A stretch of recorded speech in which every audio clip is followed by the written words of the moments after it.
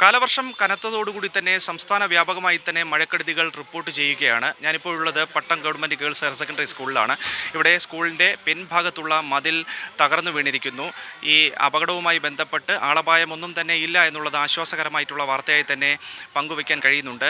യഥാസമയം സ്കൂൾ തുറക്കുന്നതിന് മുൻപ് തന്നെ മതിലുകളുടെയും ഒപ്പം തന്നെ കെട്ടിടങ്ങളുടെയും കൃത്യമായിട്ടുള്ള കാലപ്പഴക്കം നിർണ്ണയിക്കുകയും അതിൻ്റെ ബലക്ഷയം ഉൾപ്പെടെ പരിശോധിക്കണമെന്നുള്ള കാര്യം നേരത്തെ തന്നെ വിദ്യാഭ്യാസ വകുപ്പ് അറിയിച്ചിരുന്നത് കൂടിയാണ്. നമുക്ക് ആ ദൃശ്യങ്ങളിൽ കാണുന്നത് പോലെ തന്നെ ഈ മതിലിൻ്റെ ഒരു ഭാഗം റോഡിലേക്ക് അടർന്നു വീഴുന്ന ഒരു സ്ഥിതിയായിരുന്നു ഉണ്ടായിരുന്നത്.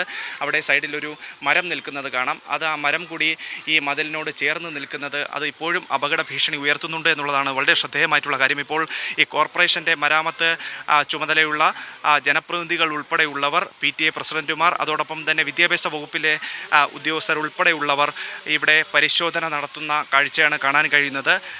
ഇവിടെ യഥാർത്ഥത്തിൽ എന്താണ് സംഭവിച്ചതെന്നുള്ളതാണ് അങ്ങ് മനസ്സിലാക്കുന്നത്. ഇത്തരത്തിൽ നമ്മൾ ഈ സ്കൂൾ തുറക്കുന്നതിന് മുമ്പ് തന്നെ ഇത്തരത്തിലുള്ള പ്രവർത്തനങ്ങൾ കൃത്യമായി മനസ്സിലാക്കി ചെയ്യേണ്ടിയിരുന്നില്ലേ? കുട്ടികളുടെ സുരക്ഷ അത് പ്രധാനപ്പെട്ട കാര്യമല്ലേ?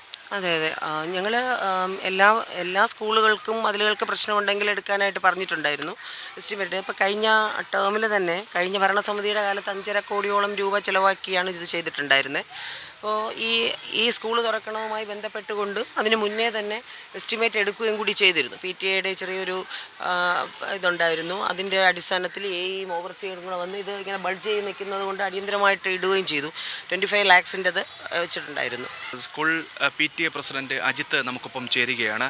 ഇവിടെ ഈ മതിലിടിഞ്ഞു വീണ ആദ്യഘട്ടത്തിൽ ആദ്യ സമയം മുതൽ തന്നെ ഇവിടെ ഉണ്ട്.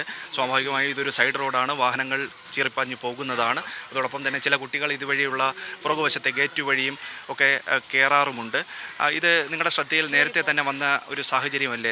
നമ്മൾ കുറച്ച് ദിവസം മുമ്പാണ് അട്ടക്കുളങ്ങര സ്കൂളിൻ്റെ മേൽക്കൂര തകർന്നു വീണ വാർത്ത റിപ്പോർട്ട് ചെയ്തത്. അപ്പോൾ അടിക്കടി ഇങ്ങനെ തിരുവനന്തപുരത്ത് തന്നെ ഇത്തരത്തിലുള്ള മഴക്കെടുതികൾ, അതേ തുടർന്നുണ്ടാകുന്ന സ്കൂളുകളുമായി ബന്ധപ്പെട്ടുള്ള പ്രശ്നങ്ങളൊക്കെ റിപ്പോർട്ട് ചെയ്യുമ്പോൾ നമ്മൾ കുട്ടികളുടെ സുരക്ഷ പ്രധാനപ്പെട്ട കാര്യമാണ്. ഇതിൽ ആരാണ് കൃത്യമായിട്ടൊരു വീഴ്ച സമ്മതിക്കേണ്ടത്? എന്താണ് ഇതിനകത്തൊരു പ്രശ്ന പരിഹാരം? ഇതിപ്പം വീഴ്ചയെന്ന് പറഞ്ഞു കഴിഞ്ഞാൽ നമ്മൾ അറിയിച്ചതിൻ്റെ ഭാഗമായിട്ട് ഇപ്പോൾ കോർപ്പറേഷൻ ആയാലും ടെൻഡർ അപ്പോൾ കൊടുത്തു. പിന്നെ ഒരു യുദ്ധകാല അടിസ്ഥാനത്തിൽ ചെയ്യേണ്ടതാണ്. ഇത് എന്തെങ്കിലും സംഭവിച്ചിരുന്നുവെങ്കിൽ ഞാൻ പെട്ടെന്ന് പേടിച്ചു.